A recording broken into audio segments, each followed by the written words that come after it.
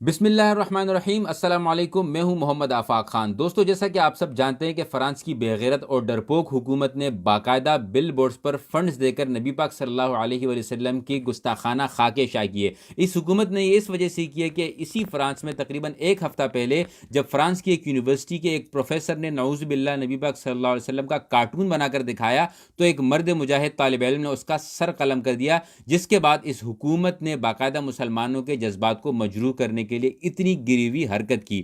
اب یاد رہے کہ بہت سارے مسلمان عام شہری جو ہیں وہ چاہ رہے ہیں کہ کسی طریقے سے فرانس کی پروڈکٹس کا بوائیکاٹ کریں، جس میں قطر سر فہرست ہے۔ عرب ممالک کے بہت سارے سپر مارکیٹ سے ان چیزوں کو ہٹا دیا گیا ہے۔ تو اس کا آسان حل یہ ہے کہ کوئی بھی آئٹم آپ خریدیں جس کا بار کوڈ 300 سے لے کر 379 تک ہو، میں یہاں لگا دیتا ہوں تاکہ آپ اس کو آرام سے پڑھ سکیں۔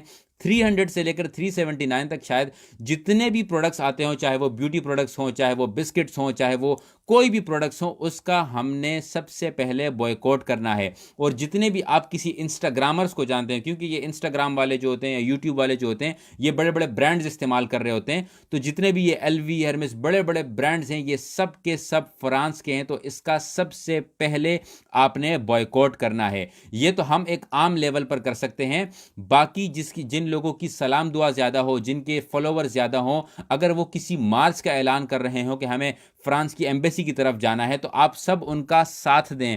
میں بھی چاہتا ہوں کہ جو مانچسٹر میں رہتے ہیں اور یہاں اگر فرانس کی ایمبیسی موجود ہے اور کوئی اس مارچ کا اعلان کر رہا ہے تو مجھے بھی بتایا جائے، میں بھی اپنے پیج سے ہر شہر کے ہر مارچ کو میں شیئر کروں گا تاکہ وہ پیغام زیادہ سے زیادہ لوگوں تک پہنچے۔ آخر میں ہم بات کریں گے کہ کس ملک نے اب تک اچھا کام کیا ہے، تو ہمیشہ سے ترکی سب سے پہلے جو ہے وہ پھر بازی لے گیا، اور ترکی کے صدر نے جب فرانس حکومت کے بارے میں یہ کہا کہ یہ شخص ذہنی توازن کھو بیٹھا ہے، تو اس کو یہ بات اتنی بری لگی کہ اپنا سفیر ترکی سے بلا لیا، صرف اس وجہ سے کہا کہ ہم لوگ بے عزتی برداشت نہیں کریں گے۔ تو جب وہ اپنی ذاتی بے عزتی برداشت نہیں کر سکتا تو ہم مسلمان نبی پاک صلی اللہ علیہ وآلہ وسلم کی شان میں گستاخی کیسے برداشت کر سکتے ہیں؟ اور اپوزیشن ہو یا پاکستانی حکومت ہو، سب نے یکجا ہو کر اس کے خلاف آواز اٹھائی ہے۔ تو میرے پاکستانیوں، یہاں پر پولیٹیکل سکورنگ کرنے سے بہتر ہے کہ جس نے آواز اٹھائی ہو اس کو سراہیں۔ آخر میں پاکستانی حکومت سے یہ گزارش کروں گا کہ فرانس میں جو ہمارا سفیر ہے اس کو واپس بلا لیا جائے اور فرانس کے سفیر کو یہاں سے واپس بھیج دیا جائے۔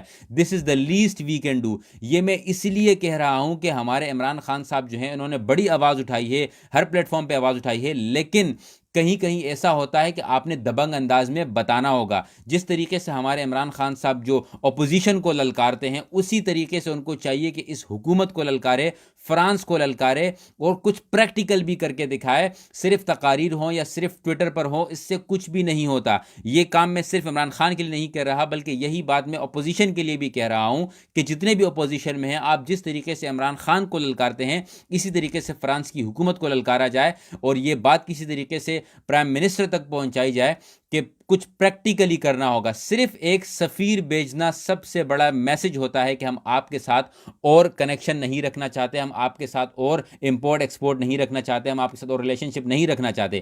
یاد رہے کہ پاکستان ملینز آف ڈالرز کے فرانس کے ساتھ امپورٹ اور ایکسپورٹ کا کاروبار کر رہا ہے۔ اگر فرانس نے یا پاکستان نے کسی بھی طریقے سے یہ امپورٹ ایکسپورٹ کو روک دیا تو یقیناً فرانس کو اس کا بہت بڑا دھچکا لگے گا۔ سیاست سے بالائے طاق ہو کر اس ویڈیو کو زیادہ سے زیادہ شیئر کیجیے گا اور لوگوں کو بتائیے گا کہ ہم کس طریقے سے ان پروڈکٹس کو بوائیکاٹ کر سکتے ہیں۔ Thank you very much, take care, اللہ حافظ۔